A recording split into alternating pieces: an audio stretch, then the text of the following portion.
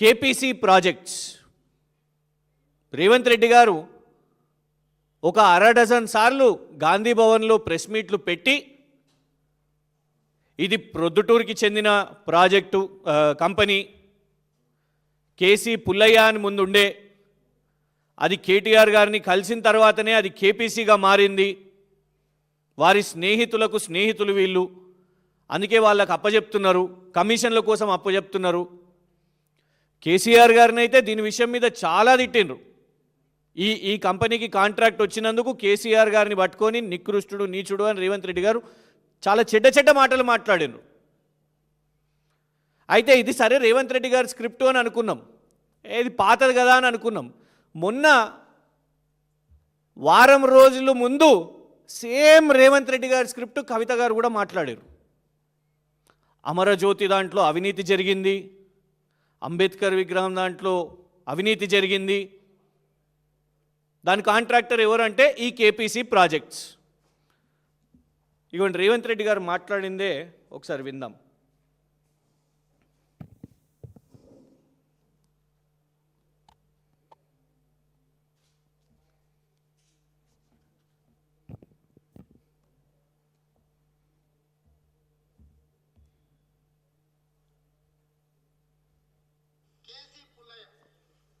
ఒకప్పుడు ఈయన పేరు కేసీ పుల్లయ్య, కాంట్రాక్టర్, కడప జిల్లా వాస్తవ్యుడు. కేసీ పుల్లయ్య కాస్త కేటీఆర్తో చేరినాక కేపీసీ ప్రాజెక్ట్స్ లిమిటెడ్ అయింది దాని పేరు. కేసీ పుల్లయ్య కంపెనీ కేటీఆర్తో వాళ్ళ కొడుకు అనిల్ కుమార్ చేరంగానే ఆ కంపెనీ పేరు మారింది కేపీసీ ప్రాజెక్ట్స్ లిమిటెడ్. దాని ROC address, ROC code ROC Vijayawada, registered address 3/308 YMR colony, Proddatur, Kadapa. ఇది దీని అడ్రస్. కేసీ పుల్లయ్య కంపెనీ కేటీఆర్తో చేరంగానే కేపీసీ ప్రాజెక్ట్స్ లిమిటెడ్ అయింది. దీని రిజిస్టర్డ్ అడ్రస్ విజయవాడ, దీన్ని నమోదు చేసుకున్న అడ్రస్సు ప్రొద్దుటూరు, కడప జిల్లా. అతని పేరు అనిల్ కుమార్ కామిశెట్టి. ఇతనిలో ఉన్న గొప్పతనం ఏంటంటే ఇతను ఆర్కిటెక్టో, ఇంజనీరో, లేకపోతే అద్భుత కళాఖండాలను సృష్టించే మంచి ఏమంటారు ఆర్టిస్టో కాదు. కేటీఆర్ క్లాస్మేట్ ఫ్రెండ్ శ్రీధర్ తేలుకుంట్ల అని ఒక సేటు ఉన్నాడు. ఆ సేటుకు అత్యంత సన్నిహితుడు. కేటీఆర్ అత్యంత సన్నిహిత మిత్రుడు తేలుకుంట్ల శ్రీధర్. ఆ తేలుకుంట్ల శ్రీధర్కు కావాల్సినోడే అనిల్ కుమార్ కామిశెట్టి. ఆ శెట్టి ఈ శెట్టి కలిసి ఒక వ్యూహాన్ని చేసి ఈ టెండర్ దక్కించుకున్నారు. కేసీ పుల్లయ్య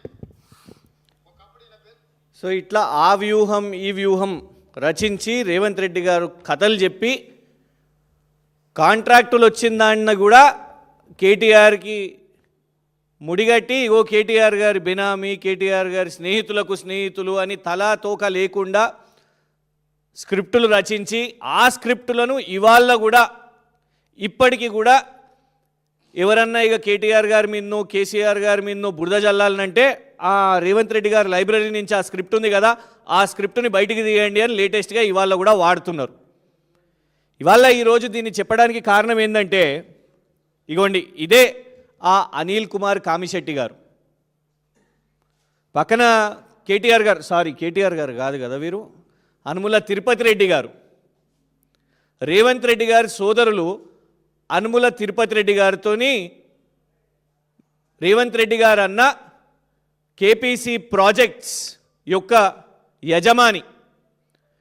మరి కేటీఆర్ గారి బెనామీ అయితే, కేటీఆర్ గారి సన్నిహితులు అయితే తిరుపతి రెడ్డి గారితో ఇంత సాన్నిహిత్యంగా ఉన్నారేంటిది? కథ ఏంటిదంటే కేటీఆర్ గారి సన్నిహితులు అయితే ఇవాళ రేవంత్ రెడ్డి గారి ప్రభుత్వంలో కేపీసీ ప్రాజెక్ట్స్కి ఎందుకు కాంట్రాక్ట్లు వచ్చినాయి? లేటెస్ట్గా ఇటీవలే వాళ్ళ క్యాబినెట్ సమావేశంలో తీసుకున్న కేటీపీఎస్ మీద తీసుకున్న అడిషనల్ ప్రాజెక్ట్స్ మీద 400 కోట్ల కాంట్రాక్టు రేవంత్ రెడ్డి గారు అన్న ఆయన ఇంజనీర్ కాదు, ఆయన డిజైనర్ కాదు, ఆయన కాంట్రాక్టర్ కాదు, పనికిరానోడు అని ప్రెస్ మీట్లు పెట్టి తిట్టిన రేవంత్ రెడ్డి గారి యొక్క ఈ కేపీసీ ప్రాజెక్ట్స్కే మరి 400 కోట్లు ఎందుకు ఇచ్చిండ్రు? మరి ఇప్పుడు రేవంత్ రెడ్డి గారిని కూడా నీచుడా నికృష్టుడా అని తిట్టమంటారా?